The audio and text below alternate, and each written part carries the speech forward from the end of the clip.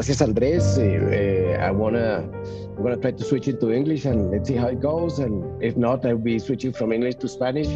I made the presentation in English. I wanted to say hello to Jeffrey. It had been a long time since we hadn't uh, met.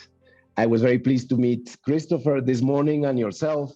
I also want to extend a big hello to David Alejandro, who is probably listening to us. And I'm just going to share the screen, to start this presentation. Okay. Oh, yeah. Let me get here. Okay. So basically, in the next 20 minutes, I'm going to be describing what happened and the motivations why we wanted to invest more heavily on our ability to communicate, to relate digitally to the communities that we serve.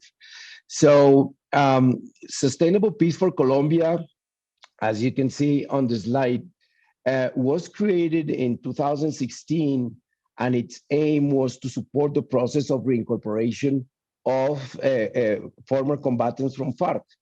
Later on, we developed programs to cater for processes of substitution of illegal crops. And we also decided to provide assistance to migrants from Venezuela, especially migrants coming through Arauca, where we already had been working. And as you could see from the first slide, um, this is a foundation that works very much on mobilizing local intelligence to do the things. And the reason why that happens is because we work in environments, looking at slide 2, that are complex, and sometimes, unfortunately, lately have even had transitions into chaotic environments, right? And so we have to wonder, what is really essential. And I think that is a very important input when we think so when we come and we start the program in 2016, um, the fields were more available, safety was greater, the mobilization of FARC had provided like a margin of 2 years, 3 years, where operating for all of our organizations was safe. And then these spaces started become these margins started to erode. Um, but the situations continue to be complex because the Colombian society, Colombian institutions, in many of the places that we're working, did not have sufficient knowledge about the population, did not have sufficient knowledge about what was required, the prices of land, accesses to markets, and so on and so forth. And so basically, the only way to actually fill in those gaps was by relating, by interacting with the people, and by together understanding what needed to be done.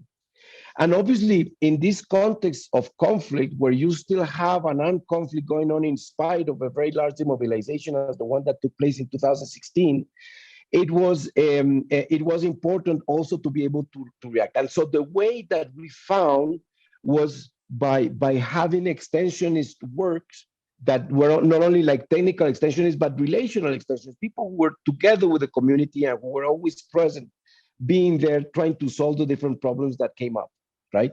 But then, as and so, slowly we developed a system that catered, for an integral action to communities. It was very much based on what was required to have productive projects actually establish themselves and not become bankrupt in just a few months or something, but actually become sustainable.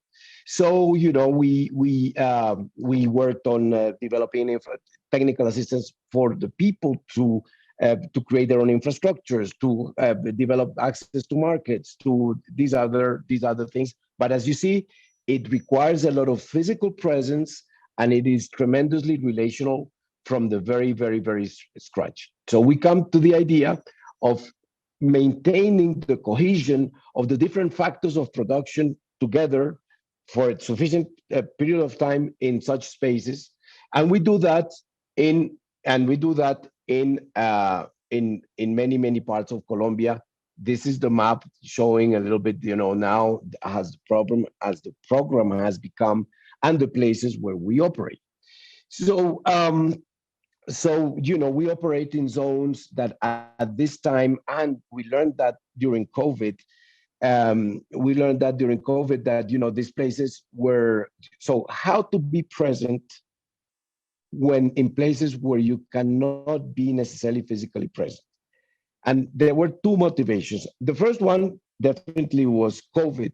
But even before COVID, we started to see that there was an increase in the activities of armed groups. And this increase in the activities of armed groups entailed that there would be like some kind of a new armed governance that would, in some occasions, reduce the possibility to exert some presence. It was also becoming more dangerous for our staff to be present in the zones. It was also, the possibility and the necessity for the communities to actually express themselves. These people had been enjoying some kind of a peace bonus for some period of time, and to see whether that peace bonus could still be protected. So basically, so we had like these core support components. A process of accompaniment where we work hand in hand between participants of PASO and stakeholders, identifying and shared expertise and bringing it to people, and then connect participants. But then, where does the digital component start coming in? So we said, well, as Christopher was pointing out, are we good in coding? No. Do we have any digital experience? No. So we decided to partner with the Universidad Nacional Abierta y a Distancia. It's the Open and Distant University of Colombia. This is a very interesting case of a university that started when the digital world was not on yet. It started by providing a training, secondary education through radio communication back in 1986, something like that. The process starts. And back in 2002, with the arrival of the internet and all these things, the university starts applying these new tools for technical assistance. And so we pretended a couple of things. One, to have a methodology that was adjusted to the digital world, and also to take advantage of that in order to create like a network among the places where we were already working. So we developed the strategies of Paso Inteligente in order to integrate the different areas of work.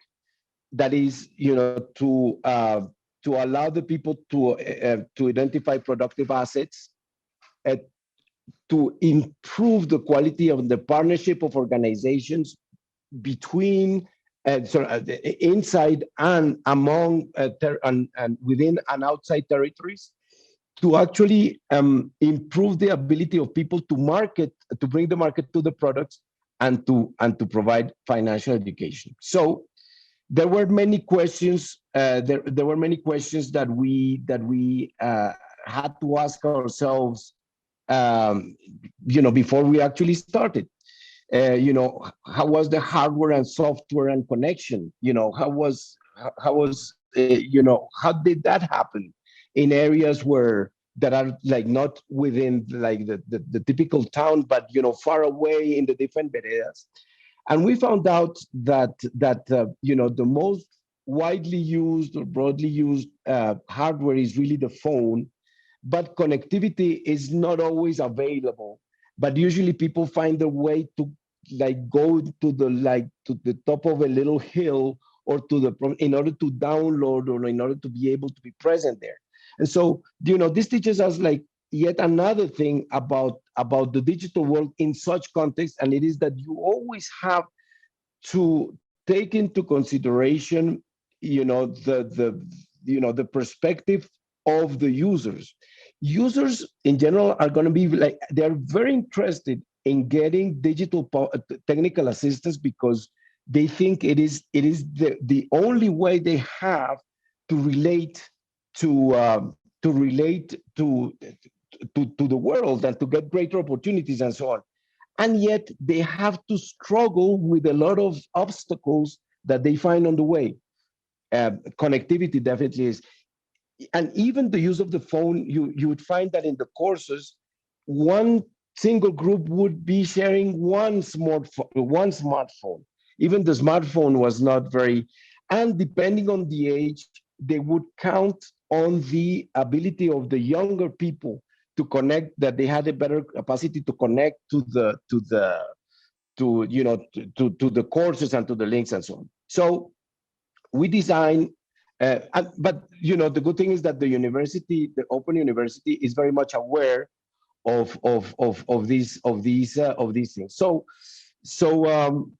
we still have 6 minutes, I know. So what was like the first concept of the training with the Open University? One, train the trainers. So we spent time training the PASO staff into understanding better the different opportunities and to take them through the teaching platforms, how to develop syllabuses digitally, how to what this if they had to do extension work digitally, how would they do that? And so we started like first training the trainers. So that's the first thing that we did, and then we devised this system of training for the end users. We got together 110 direct participants from 24 territories covered. So I think that if you compare this to the figures that we've just heard from Christopher, they're like really minute. But in our opinion, it is very significant that we could get together and that these 110 direct participants who have productive projects, who had a direct interest in having technical training, actually went through and persisted throughout the whole training, which is pretty substantial. When you think about it, it's 124 hours of training digitally with people only handling smartphones. So how did we do that? It was important. So, there were like, one is getting them familiar with the tools. So that was the first thing. The second thing, it is a methodology. There is a way in which you convey messages that are digital, and we need to be mindful of this. And the people who are familiar with the Coursera's and with things, they know that it is really not the same. And UNAD developed what they called, or they insisted on having a lot of case studies. So we taught on the basis of case studies, and the case studies that we prepared from the experiences of PASO's program. So we took success stories and we processed them in such a way that it was easy to explain, and we chose within those stories what was significant, what was pedagogic for them, right? And then, very important, the human approach, because, and this is also something that I'd like to stress, it is the importance. So, to us, we understood the empowerment of the communities in meaning let us strengthen their digital culture. Their reflex to go digital as one of the main reflexes that were important. It is funny, however, that of the people who participated, none of them went to the Colombia Vive Digital kiosks. It is very interesting because that's how technology mutates, right? The first actual digital presence by the state that was available to communities was this digital kiosk that nobody in this experience actually used. People really did stick to their cell phones and so on. And these actually, these are things that we should be mindful of. But then, in these very few minutes that I have, I just want to stress something. We realize that among the many, many possibilities that people could access the YouTube, the WhatsApps, and so on, we felt that the most intuitive social media that they have is WhatsApp. And because of that, we did like what we call like a hackathon among themselves, and we put together like a contest with a financial award of 5 million pesos to whoever provided like the most efficient use of WhatsApp as a technology. And so there were a series of rules and so on, and the award would be given to those who explained how they managed to design, bring products to market, and actually maximize the different tools of WhatsApp. What this taught us is that once you have made the match between what you can offer and what is most intuitive to your users, the best thing is to really invest in that, so because we see there the greatest impacts in terms of productivity. So that is probably one of the lessons learned. And I think that the other lesson learned has to do a lot with what Christopher has just told us. It is important, once you go digital, it is important to invest on the next steps. And the next step is really, what do you do with the information, and how do you further provide and cater for what the digital world actually offers? Because and this is a step that we still have to construct further in Paso. But it is true that it is really not enough with this first step of creating like this digital awareness and providing this technical assistance. But what do you do on the day-to-day thing with the people? So I think Andres, that I'd like to stop there and get ready for questions. I don't know. Yeah, I think that I'm done with the time. Thank you very much, and yeah, and I hope this was useful.